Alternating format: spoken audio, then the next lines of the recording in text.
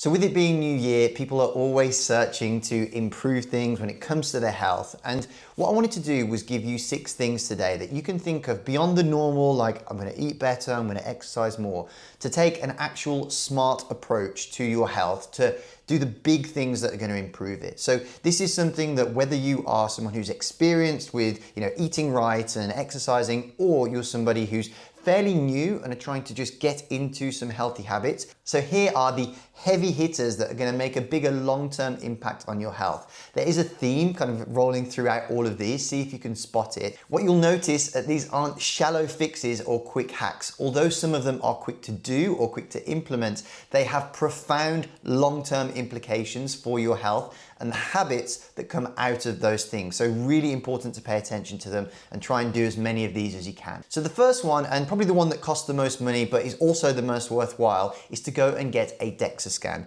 Now this is the best accessible body composition scan available. Think about things like, you'll measure your weight. Well, that's kind of useful but doesn't tell the full picture. Then the next thing up is BMI, which is okay, but really again doesn't tell you exactly what's going on. Then you might have those body impedance scans which are okay, but not really very reliable or very accurate.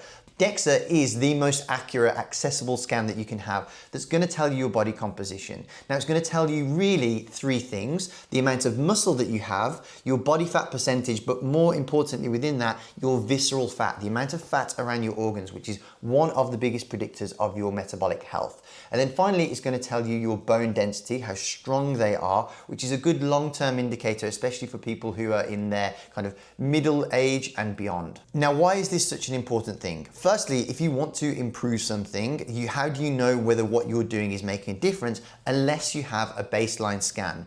If you're an experienced exerciser, you might realize that you have more fat than you thought. A lot of people fall into the trap of they kind of do maybe a lot of cardio, or maybe they just lift weight and they realize just how dangerous some of their visceral fat is, or that they don't quite have the muscle mass that they thought, and it prompts a change. But for a lot of people, especially if you are new or not particularly experienced at exercising, the important thing is that you almost need to get hit in the face with reality of just where you're at with your body composition and how it relates to what is really going to be your metabolic health. Now that's what happened with me. Although I thought I was a fairly experienced exerciser and weightlifter, I had a lot of hidden risk that I uncovered when I did a DEXA. However, if you are fairly new to exercising or you're not that experienced, it is also a really important thing, because for some people on either camp, it will hit you in the face with reality. And it's only when you have something so definitive as a scan and you kind of have the black and white reality of where you're at,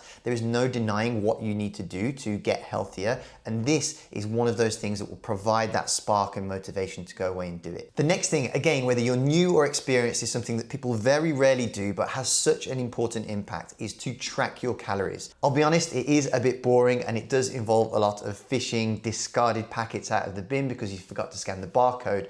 But it is vital information that is going to help you improve your health. So many of us suffer from something called cognitive dissonance, which is really the inability to face and acknowledge our own reality. This is again something that's so confronting and will shine a mirror up against you just to understand exactly what it is that you're doing. A lot of us have the kind of tendency to go, well, yeah, I only had so and so, and don't realize until you see the numbers how many calories it is, how much sugar's in it, really how little protein we're eating, how many calories we're having overall.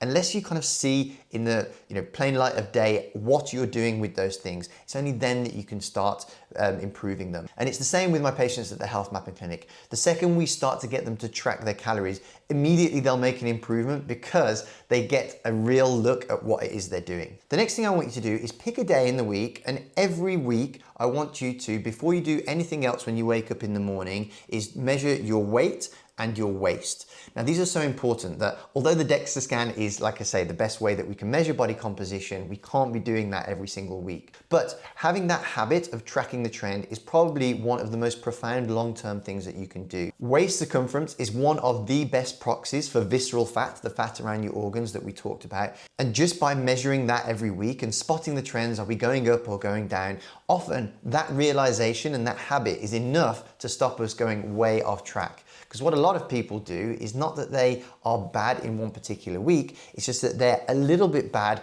over months without realizing it until one day they look in the mirror or they see a friend or somebody and they go, oh yeah, okay, I've let things slip, but they've not realized it until it's much later.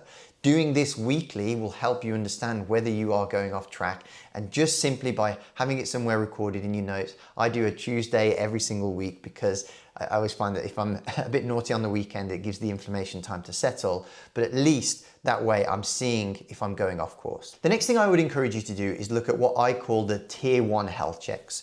Now the term longevity kind of gets thrown on everything and bandied around willy-nilly these days, but really what it means is to increase health span. And by health span we mean the period of time in your life where you are disease-free or physically able, so you're not impaired by a lack of physical function, right?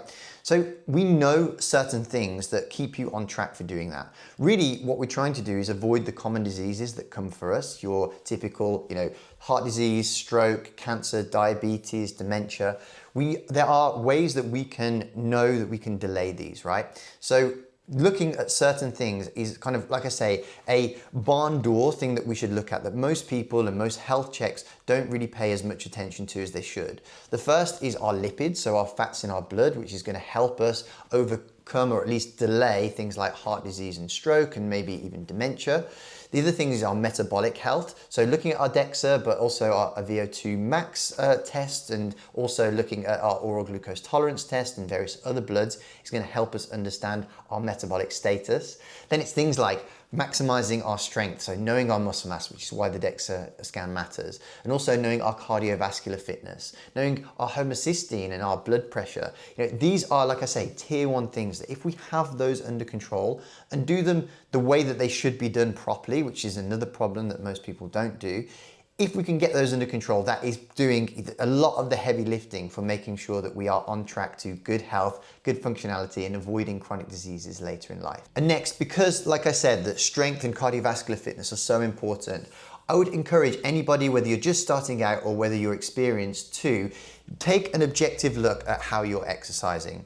When I think of what a good mix of exercise, depending on your situation, so obviously if you're training for something specific, then I obviously train for that. But if we're generally just trying to be as healthy as possible for as long as possible, there is kind of like a 2x2 exercise grid that I always encourage people to look at. And really that constitutes 4 pillars of exercise, which is your strength training, so your resistance training, what I would call your stability training, so that's your robustness and your balance and your flexibility. Then there's steady state cardio and high intensity cardio, and really have a look at a mix of all of those and how much you're doing, and ensure that you are ticking the box in each of those at least, and start maybe thinking about how you can tweak your exercise regimen to make sure that each of those are addressed. But the final thing that I would encourage you to do is make this year the year that you finally work out whether you really should be eating certain things.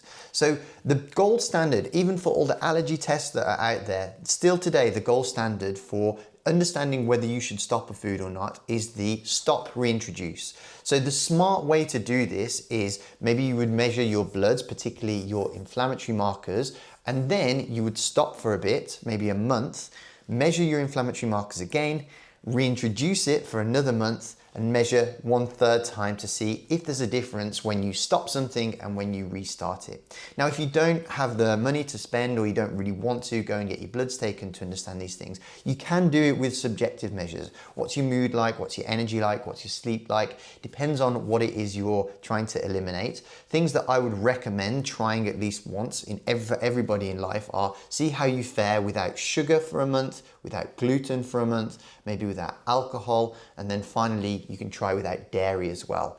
If you can, obviously you would do those one at a time, but if you can see if any of those make an improvement to how you feel subjectively, it's a very good indicator that it may be something that you should consider cutting out of your diet and will feel a lot better for. If you want some more high signal practical health advice, I'd really appreciate if you could subscribe to the channel to support us, but otherwise we've got some specific videos that might help you. Here is like a longevity playbook that I'd recommend, or you can check out our supplement playlist here for how to decide whether a supplement's right for you, and then I apply that framework to all of the supplements that are common that people usually are trying to decide whether to take to help you decide whether it's right for you. So thank you for watching, and I'll see you in one of those videos.